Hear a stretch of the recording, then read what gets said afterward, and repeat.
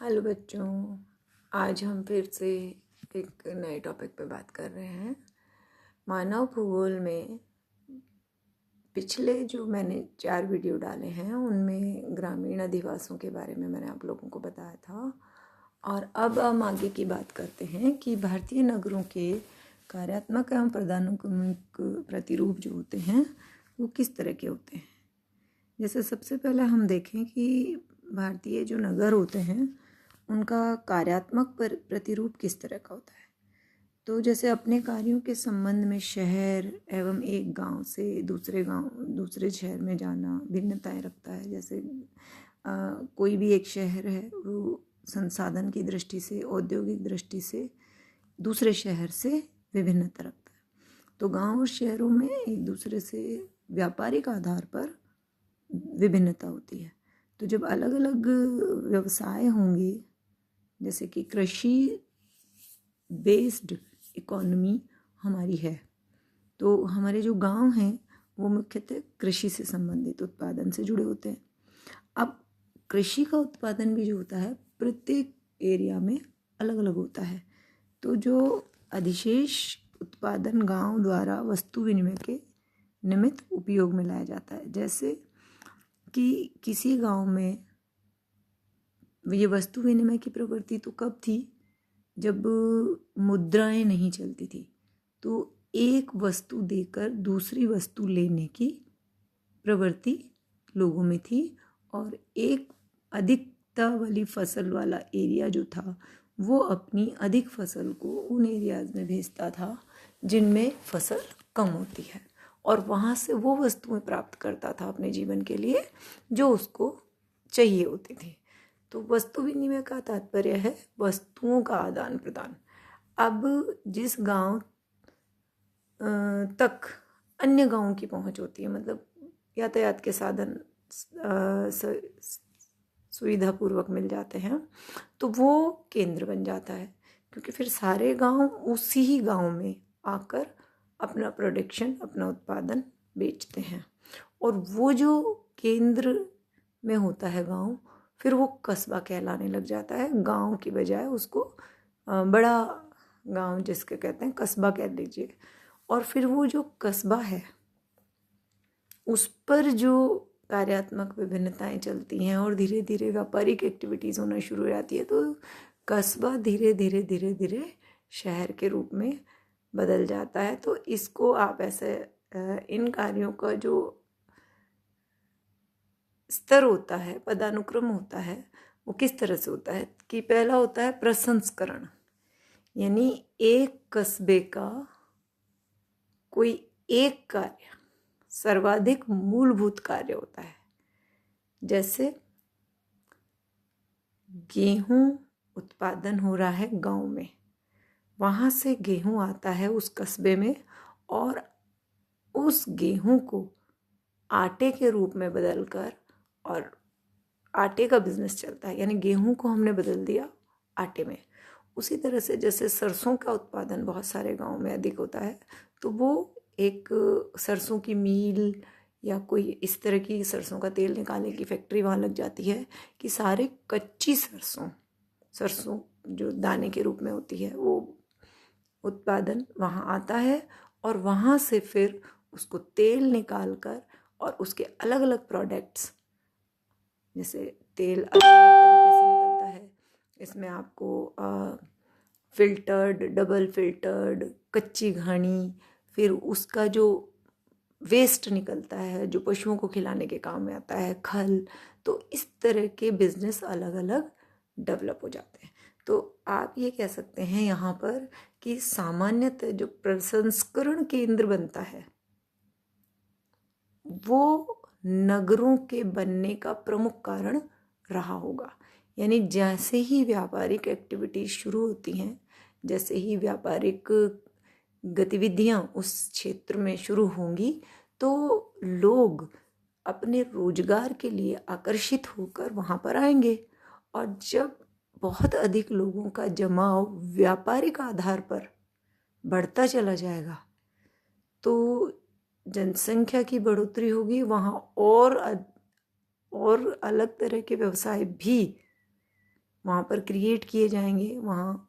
वहाँ के लोग उन श्रमिकों का उपयोग अपने विभिन्न कार्यों में लेना शुरू करेंगे और धीरे धीरे धीरे धीरे अधिक व्यापारिक एक्टिविटी होते होते, अधिक जनसंख्या का जमाव होते होते वो जो कस्बा है वो एक नगर में परिवर्तित हो जाएगा। तो पहले शुरुआत कैसे हुई होगी कि कई गांवों के बीच में या कई गांवों को जोड़ने वाला एक केंद्र, जहाँ पर सारा कच्चा माल वहाँ आता है और फिर वो व्यापारिक दृष्टि से बदलकर, उसका रूप बदलकर वहाँ से अन्य एरियाज में जाता है।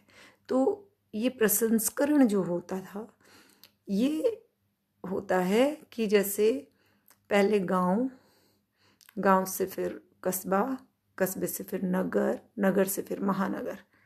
अब प्रसंस्करण जुड़ता किससे है? व्यापार से। तो प्रसंस्करण के उपरांत जब कस्बों में अगला स्तर जो होगा वो क्या होगा? व्यापार। अब व्यापार में आप क्या करेंगे कि व्यापार में जैसे बाजार, व्यापार में भी दुकानें होंगी। तो जैसे कुछ दुकानें होती हैं जो साप्ताहिक आधार पर खुलती हैं कि सप्ताह में एक बार लगेंगी। कुछ होती हैं जो पर डे लगती हैं। जैसे पहले हाट बाजार हुआ करते थे, अब उनका कल्चर थोड़ा सा कम हो गया है, पर पहले हर सैटरडे लगभग बहुत सारे एरियाज़ में, राजस्थान में स्पेशली बहुत सारे एरियाज़ में हाट बाजार लगता था। अब जो हाट बाजार होते थे उनमें क्या होता था कि कस्बों के, गाँवों के लोग अपनी जो बनाई हुई चीज़ें होती थी, जैसे कुम्हार ने कुछ स्पेशल मिट्टी की चीज़ें बनाई हैं, या जैसे जुलाहे ने कुछ अलग अलग तरह की चादरें, खेस, ऐसी चीज़ें बनाई हैं जो हाथ से बुने हुए हैं, जिनकी शहर में बहुत डिमांड होती है। तो वो अपने हाथों से बने हुए वस्तुओं को उस साप्ताहिक हाट बाजार में लेके आते हैं और फिर वहाँ पर केवल व्यापारी विक्रेता नहीं होते, वहाँ का जनरल व्यक्ति भी होता है। तो केवल व्यक्ति ही नहीं खरीदते, उस हाट बाजार में से बहुत सारे व्यापारी भी इकट्ठा सामान उनसे खरीद लेते हैं और फिर उसको वो शहरों में ले जाकर महंगे दामों पर बेचते हैं। तो दूसरा कारण जो रहा होगा कस्बों के डेवलप होने में वो होगा व्यापार। पहला हो गया प्रसंस्करण, दूसरा हो गया व्यापार। अब व्यापार के बाद चलते हैं जैसे कृषि उत्पादों को थोक व्यापार। थोक व्यापार में क्या होता है? बड़ी बड़ी अनाज मंडियाँ होती हैं, जैसे कि किसानों का जो गाँव में खेतों में जो उत्पादन होता है, चाहे वो खाद्यान्न हो, फल सब्जी हो, तो वो बहुत लोट में होता है, जैसे क्विंटल्स में होता है, कई क्विंटल्स में होता है। तो वो सामान एक जगह तो बिक नहीं सकता, तो वो किसान क्या करते हैं, उस सारे सामान को लाकर जो व्यापारिक कृषि मंडियाँ बनी हुई हैं उनमें लाकर अपना कृषि से उत्पादित सामान, जैसे सब्जी मंडी है तो सब्जी मंडी के व्यापारियों को देता है, क्योंकि एक एक व्यक्ति को यदि वो बेचेगा तो इतना सामान तो बेच ही नहीं पाएगा, उसका सामान तो खराब हो जाएगा। तो वो क्या करता है कि वो वहाँ व्यापारी को देता है और व्यापारी फिर उसको अलग अलग स्थानों पर भेजता है और अपना मुनाफा कमाता है। तो थोक व्यापार जो होता है वो इस तरह के प्रतिरूप होते हैं जिनमें बहुत ज़्यादा बड़े लेवल पर आपके व्यापारी वर्क करते हैं। उनमें स्टोरेज उनके पास बहुत होता है, परिवहन के साधन उपलब्ध होते हैं, एक सामान को एक जगह से दूसरी जगह भेजना, ये सब आपका बड़ा आसान होता है। जैसे आप उदाहरण के तौर पे देखें तो हापुड़ मंडी जो है, वहाँ आपके अनाजों का, खाद्यान्न का बहुत बड़ा केंद्र है। और अहमदाबाद में सूती वस्त्र, सांगली हल्दी, बेंगलोर रेशम के लिए, गुंटूर तंबाकू के लिए, इस तरह के बहुत सारे एरियाज हैं जो पर्टिकुलर किसी एक स्थान पर सारा प्रोडक्शन, जैसे केवल गेहूं का प्रोडक्शन है तो वो कृषि उपज मंडी जो होती है वहाँ पर गेहूं है और अनाज, खाद्यान्न अनाज जो होते हैं उनका सारा भंडारण उस पूरे क्षेत्र का वहीं हो जाता है और फिर वहाँ से पूरे देश में डिस्ट्रीब्यूट होता है। फिर आपकी होती है, इसके नेक्स्ट होती है सेवाएं। ये सब नगर बनने के कारण आ रहे हैं कि पहले हम रॉ मटेरियल को बदलकर, उसका रूप बदलकर उसको व्यापारिक वैल्यू दे देते हैं। दूसरा, व्यापार कैसे होता है, व्यापार के लिए दुकानें कैसे खुलती है, कुछ दैनिक खुलती हैं, कुछ साप्ताहिक खुलती हैं। तीसरा, कृषि के उत्पादों को थोक मंडी में एकत्रित किया जाता है और फिर पूरे देश में फैलाया जाता है। तो ये सब नगर बनने के कारण है।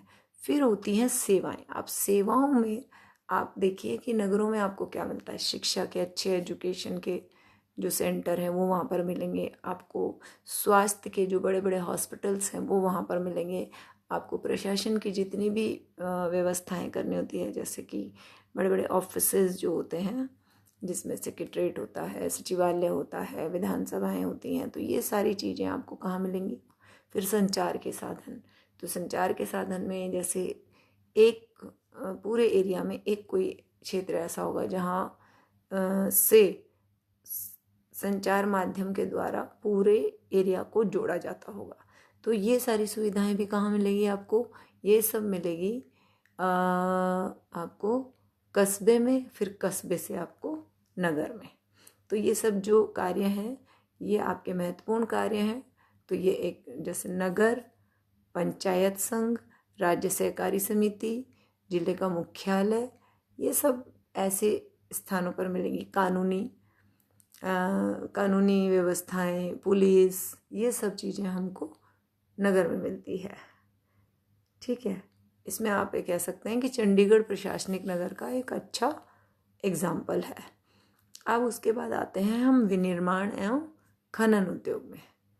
विनिर्माण और खनन उद्योग जो है, तो जहाँ पर इस तरह की गतिविधियाँ होती हैं कि खान खुद रही है और फिर खुदाई से जो रॉ मटेरियल मिला, कच्चा माल मिल रहा है, उसका विनिर्माण भी वहीं हो रहा है।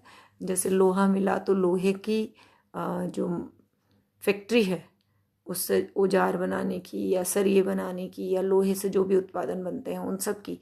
तो इस तरह की गतिविधियां जिन भी क्षेत्रों में होती है वहाँ पर बड़े स्तर पर रोजगार मिलता है। और जब बड़े स्तर पर रोजगार मिलेगा तो वहाँ पर बहुत ज़्यादा लोगों का प्रवास, यानी दूसरे स्थान से वो आएंगे और रोजगार के कारण उन स्थानों में रहेंगे।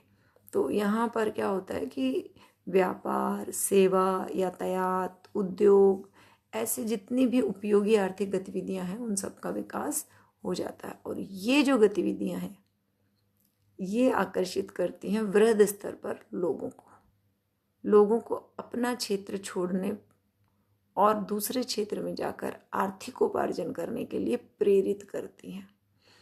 जैसे Tata iron and steel works के, तो जमशेदपुर का जो विकास हुआ है वहाँ पर जब आप देखेंगे तो बड़ी बड़ी कॉलोनियाँ किसी एक पर्टिकुलर उस पर बसी हुई हैं। जैसे जमशेदपुर टाटा का एक बड़ा एरिया है जहाँ पर पूरे लोग जो वहाँ काम करते हैं उनके लिए क्वार्टर्स बने हुए हैं, वो उन्हीं क्वार्टर्स में रहते हैं।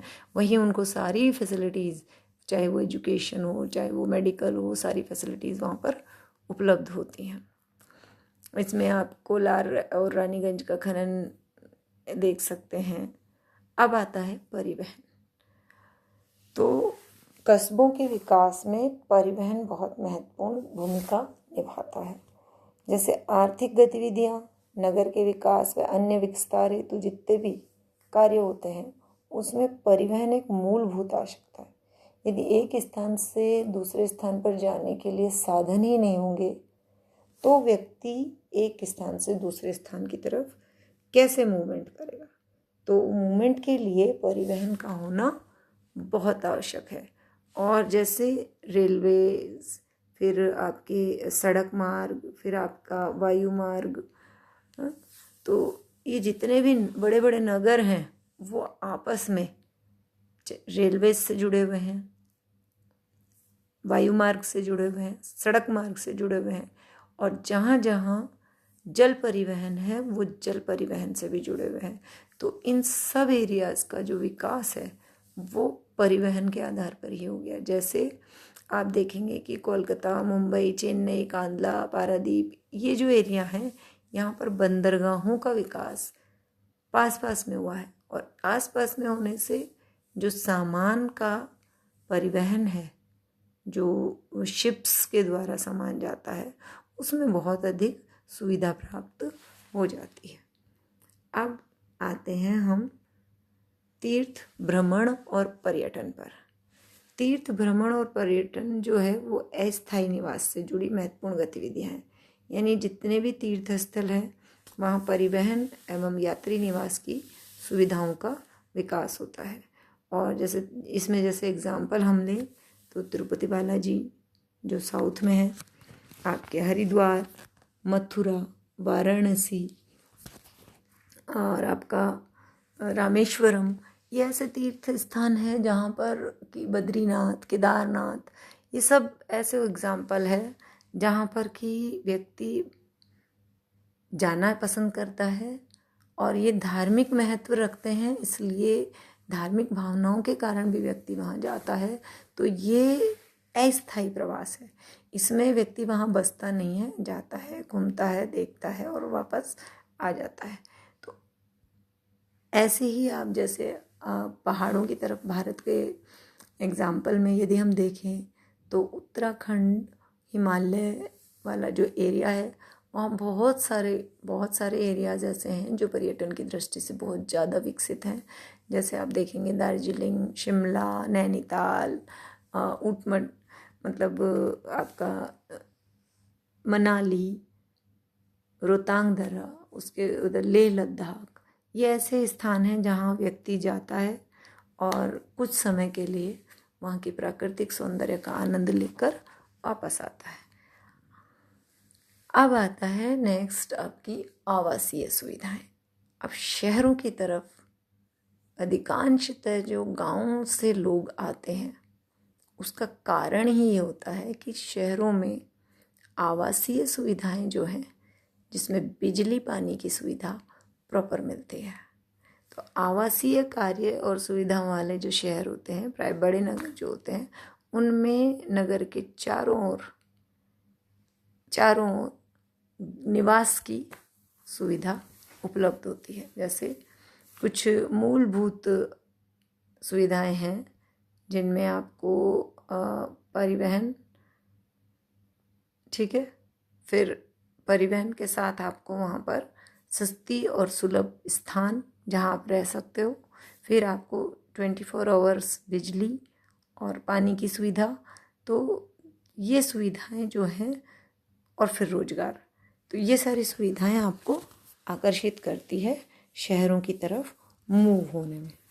और जैसे सोनीपत, फरीदाबाद, नोएडा, ऐसे नगर जो देखेंगे आप, वो दिल्ली के चारों ओर विकसित हैं, और ये जो विकसित हुए हैं इनमें विनिर्माण गतिविधियों का विकास हुआ है। किसी नगर के कार्य, उसकी पहले तो उसकी अवस्थिति कि कैसे सिचुएटेड है, फिर उसकी आधारभूत संरचना, फिर उसकी सुविधाएं क्या क्या वहाँ उपलब्ध है, वहाँ का ऐतिहासिक व आर्थिक जो कारण रहे उसके विकास में, उन पर आधारित होती है। जितने भी वहाँ पर व्यक्ति रहते हैं उनको देखकर वहाँ अधिप्रभावी कार्य जो भी हैं उनका अनुमान लगाया जा सकता है। अब ये आपका पूरा जो था वो था आपका कार्यात्मक प्रतिरूप। कार्यात्मक प्रतिरूप के बारे में मैंने आपको बताया, और अब इससे नेक्स्ट जो मैं आपको बताऊंगी उसमें बताऊंगी आपको पदानुक्रम वाला। मैं आपको PDF एक साथ ही दे रही हूँ ये, और इसका वीडियो मैं अलग अलग बनाऊंगी। तो अब नेक्स्ट जो बात अपन करेंगे वो करेंगे पदानुक्रमिक प्रतिरूप के बारे में।